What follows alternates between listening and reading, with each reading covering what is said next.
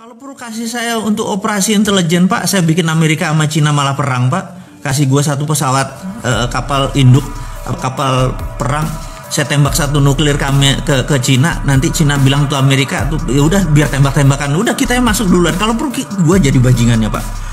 Jadiin gue persona non grata Pak, orang yang tidak disukai dunia Pak. Kasih saya untuk izin untuk operasi intelijen, saya masuk, saya tembak itu satu rudal ke Cina, terus nanti tembak-tembakan, mereka perang Pak. Mereka perang, kita manfaatin untuk membangun ekonomi. Saya dibenci dunia nggak apa-apa Pak, tapi dicintai tanah air nggak apa-apa Pak.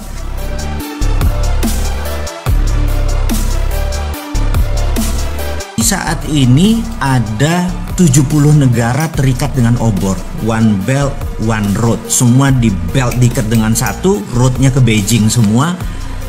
Jadi cara dia memprinting yuan adalah berbasis project di negara orang. Saya ulangi lagi ya, IMF memprinting money dolarnya menggunakan project di negara lain, dan itu sekarang ditiru oleh obor One Belt One Road-nya dia. Jadi negara-negara 70 negara, ada Pakistan, ada Sri Lanka, Papua Nugini, mungkin 60% portfolionya diambil oleh obor tadi. Jadi dia ngeprint yuan berbasis project di negara lain gitu ya. Nah, apa yang Amerika lakukan adalah Amerika mau melakukan deoborisasi. Jadi dia mau cara membuat miskinnya proyek obor itu adalah deoborisasi, karena globalis cabal si kaum Bilderberg sangat benci sama Amerika, karena globalis cabal itu sudah kawin sama Partai Komunis Cina, sehingga seluruh proyek globalis semua ada di Cina. Jadi sekali lagi, ini menarik nih, Cina pasang badan sebagai underlying, sebagai pondasi dari seluruh globalis cabal. Cina bermain karena globalis senang sama negara otoriter gitu, dia nggak senang sama negara demokrasi. Otoriter kan one man, suara pemimpin langsung diikuti suara rakyat nggak mau disikat rakyatnya gitu ya, dan itu anti demokrasi gitu. Nah, globalis cabal ini anti kemanusiaan, mereka mendukung aborsi, mereka mendukung LGBT gitu ya. Sementara itu bukan portfolionya Bosman. Portfolionya Bosman adalah kita mendukung life, kita anti aborsi, orang aborsi kita nggak boleh, kita nggak mendukung LGBT dan lain sebagainya. Dan ini mau clear, saya mau katakan. Jadi sekali lagi, Indonesia harusnya bagaimana gitu ya. Saran saya, Indonesia adalah tidak ke Amerika, tidak ke Cina, tapi bukan netral. Sekali lagi, ini harus diingat deh. Netral itu artinya nggak ada posisi. Nah, kita harus ambil posisi. Jadi saya berharap Indonesia ke depan memanfaatkan konflik kisruh ini. Saya udah pernah cerita tentang choke point. Saya terinspirasi dengan peristiwa tahun 89 di mana ada the secret meeting that changed China, di mana Cina merubah center of gravitatis atau pusatnya dari menjadi independen, menjadi tidak bergantung pada IMF. Dia punya ukuran sendiri, dia punya hukum dagang sendiri, dia punya meteran sendiri, dia yang dia lakukan dan membuat China sebesar sekarang. Dan itu sebenarnya saya sangat terinspirasi dengan China, bahwa Indonesia waktunya sekarang. Kenapa waktunya sekarang? Saya mau terangin. Nomor satu, dua negara lagi perang, dan ini adalah perang benar, pasti terjadi. Dan begitu mereka memenangkan perang, misalnya Tiongkok memenangkan perang, ya sudah, dunia akan rule by Tiongkok. Kemudian kalau Amerika menang, ya rule by Amerika gitu ya. Dan kita tahu bagaimana Amerika rule the world-nya gitu ya. Nah, sekarang who will win? Pertanyaannya, siapa yang akan menang? Dimanapun perang panjang, syaratnya ya, kalau perangnya panjang, dua-duanya hancur gitu ya. Maka itu saya mungkin orang yang paling aneh mengharapkan ini perang fisik, benar-benar tembak-tembakan, dan perangnya lama, dunianya hancur dua-duanya. Ini kesempatan kita unggul. Itu satu. Yang kedua adalah kita ini mau mengingatkan Pak Jokowi. Pak Jokowi, Anda orang paling beruntung sedunia, di mana Anda saat ini mempunyai suara di partai itu lebih dari 60%, bahkan saya menduga lebih dari 70%.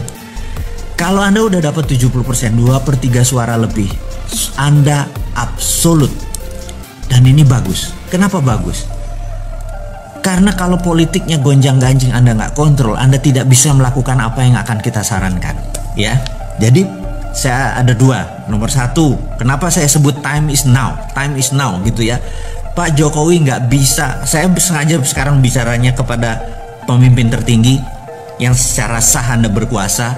Saya mau mengingatkan, Pak, ini perang, gitu ya. Perang ini Anda harus ubah seluruh pemainnya yang jago perang, gitu. Percaya saya, kalau Anda masih pakai tim yang lama bukan tidak dipakai, tapi Anda harus punya tim cadangan baru yang untuk menggunakannya. Jadi gini Pak Jokowi, Anda punya kekuasaan sangat absolut dan itu luar biasa. Di negara demokrasi Anda dapat 2/3 suara atau lebih. Ini momennya, itu satu. Kedua tadi, negara besar lagi perang, yaitu China sama Amerika lagi perang. Karena perang besar ini terjadi, mereka sebenarnya fokusnya di negara masing-masing. Mereka nggak fokus sama Indonesia. Kemudian ada hal yang menarik Pak Presiden yang terhormat. Anda menerbitkan surat bahwa saat ini negara dalam keadaan darurat COVID, gitu ya. Dengan dengan perpu, saya lupa perpu atau perpres ini ya, bencana nasional ini, Anda bisa lead negara ini menjadi sangat ngebut, di mana dunia yang lainnya akan lumrah. Iya deh, nggak apa-apa deh, gitu ya. Dan terakhir yang nomor 4, Pak Jokowi, saat ini semua negara melakukan yang namanya deglobalisasi. Deglobalisasi artinya dulu kan ada namanya global supply chain. Jadi ini nyuplai ke sini, rumit sekali global supply chain. Sekarang banyak negara yang lagi diblok, lagi nutup, lagi mau perang dan lain sebagainya. Jadi deglobalisasi adalah every country for their own. Jadi Indonesia untuk Indonesia, Singapura untuk Singapura dan lain sebagainya. Jadi Indonesia sangat diuntungkan karena Indonesia bisa makan dengan bangsanya sendiri. Kalau yang Singapura begitu deglobalisasi langsung shrinking 40%. Bapak tahu bahwa dia mendadak langsung turun ekonominya 12% dan shrinkingnya itu 40%. Jadi mengecil mendadak volumenya. Korea Selatan sudah mengecil gitu karena nggak ada bahan baku. Indonesia nggak ada masalah, Indonesia nggak akan mengecil. Dan sekali lagi yang kita mau ingatkan, dengan 4 hal itu, maka yang kita harus lakukan adalah melakukan apa yang China lakukan. Kita tiru, jangan ngikuti maunya Cina, tapi tiru langkah Cina. Cina 30 tahun yang lalu, saya udah berkali-kali bilang, dia menerbitkan renminbi dengan yuan berbeda. Renminbi berdasarkan project, gitu ya. Dia tidak lagi menciptakan printing money fisik, karena itu zaman dulu. Sekarang sudah ada blockchain. Blockchain ini kita bisa printing yang namanya e-renminbi. Ini kalau kita Cina. Gunakan e-rupiah untuk membangun ekonomi Indonesia. Seperti halnya e-renminbi, sama persis copy paste, dan Anda nggak usah ragu-ragu Pak. FGD mikir dulu, INA itu Pak.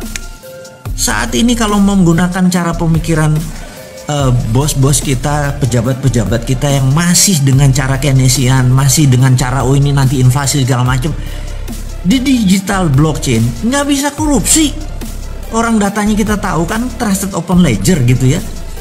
Jadi cara bantunya kemana? Ke UKM industri nomor 1, UKM yang trading nomor 2, tapi trading lokal, jangan ada import dan ekspor.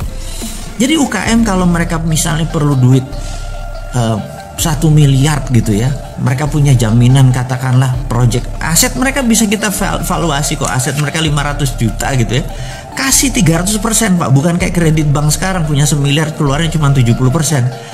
Punya 1 miliar keluarin 3 kali lipat. E-rupiah tadi adalah Anda cuma digital, nggak perlu ngeprint, nggak usah ngabisin kertas, langsung pindah. Dan infrastrukturnya sudah ada OVO, sudah ada GoPay, sudah ada Dinaran. Anda udah ada pakai Dinaran, tinggal distribusi aja, tinggal mau 3 miliar tadi untuk sektor produksi. Pokoknya 5 tahun mereka nyicil setiap bulan berapa, balik.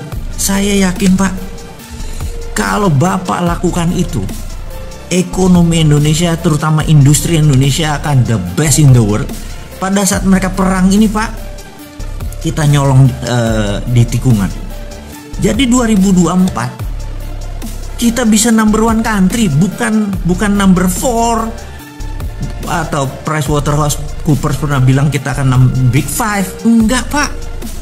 Amerika kalau perlu kasih saya untuk operasi intelijen Pak, saya bikin Amerika sama Cina malah perang Pak.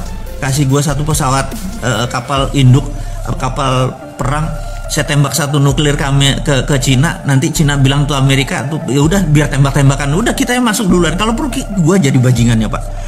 Jadiin gue persona non grata Pak, orang yang tidak disukai dunia Pak. Kasih saya untuk izin untuk operasi intelijen, saya masuk, saya tembak itu satu rudal ke Cina, terus nanti tembak-tembakan, mereka perang Pak. Mereka perang, kita manfaatin untuk membangun ekonomi. Saya dibenci dunia nggak apa-apa Pak, tapi dicintai tanah air nggak apa-apa Pak. Jadi agak gila sedikit lah Pak. Dan usul-usul ini mudah-mudahan membuat sisi lain bernegara, sehingga ekonomi kita maju bareng. Jadi dulu Pak, di tahun 45 ini saya ngomong sengaja kepada pemimpin dan pejabat negara lainnya, Bapak Ibu mungkin ada yang Ibu. Di tahun 45 kita merdeka karena Kamen Soro, menderita bersama, gitu ya. Sekarang ini ada yang seneng, ada yang susah. Jadi sekarang kita nggak kompak. Jadi cara untuk membuat bangsa kita ini kompak satu Pak, cepet-cepet buat common happiness Pak, cepet-cepet buat seneng bareng. Jangan susah bareng Pak, kita udah capek tahun 45 aja kita susahnya. Kalau sekarang ke depan kita harus buat common happiness, kita mau seneng bareng Pak. Cara senengnya bareng gimana? Pegang masing-masing duit untuk sektor produksi Pak. Begitu UKM sektor produksinya dibangun Pak, 97% angkatan kerja itu adalah di tangan UKM Pak. Gak usah mikirin perusahaan yang gede-gede itu yang bilion-bilion dolar pakai ngutang asing lagi. UKM aja Pak dengan rupiah, selesai masalahnya. Saya yakin Bapak dan pejabat semua yang saat ini menjabat gak ribet kok otaknya. Gak usah bawa seorang Sontoloyo ini ke istana atau ke menjabat Pak. Cukup konsepnya diterima, saya sudah happy Pak. Karena kalau bangsa kita happy ya kita happy. Dan selesai masalahnya, kita menjadi champion, menjadi pemenang. Jadi tanpa berpanjang-panjang sahabat, itu adalah cerita mengapa the moment is now, waktu sekarang. Bisa nggak nanti 2024? Nggak bisa. Waktunya tuh sekarang gitu ya, pondasinya ini dipasang. Kasih 6 bulan lah untuk buat rupiah itu. Bapak buat badan usaha, bukan badan usaha, mungkin badan otorita tentang keuangan. Sesederhana itu Bapak. Jadi saya pikir bicara dengan Pak Presiden, mungkin saya nggak pernah bisa waktu, Bapak terlalu sibuk. Karena kalaupun saya diundang ke Pak Presiden, saya nggak mau duduk di depan meeting room. Saya minta waktu dengan Bapak adalah jagongan Pak. Kita sarungan, saya ngeteh Pak, saya nggak ngopi ya, Bapak yang ngopi gitu ya. Jadi kita jagongan Pak, ngomong santai Pak, nggak ngomong struktural, kita ngomong santai. Jadi kalau itu dilakukan saya mau Pak.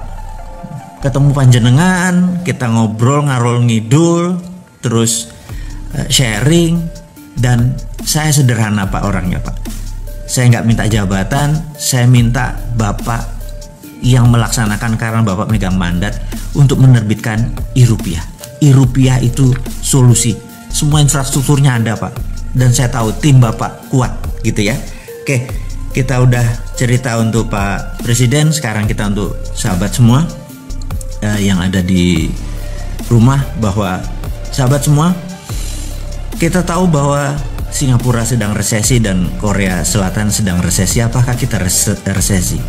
Percaya saya, beda Indonesia. Indonesia itu saya nggak melihat, karena gini, saya punya beberapa sahabat, saya punya organisasi usaha dan semacam. Kita udah review di selama corona, ternyata hampir turun, penjualan itu kecil sekali. Dan kebanyakan yang turun karena di masa Covid, boleh jujur, ini saya sesama pengusaha kita share, bahwa ternyata di bulan-bulan sebelum corona, di November, Desember itu memang sudah bergerak turun.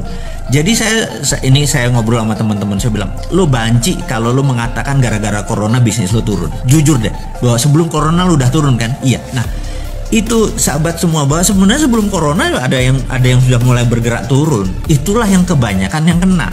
Tapi kalau yang sebelum corona biasa-biasa, setelah corona turun sedikit, habis itu naik lagi sekarang gitu ya. Nah, jadi ke depan jangan takut teman-teman, gaspol aja semua. Jadi apapun usaha Anda, gaspol. Anda produksi, gaspol aja.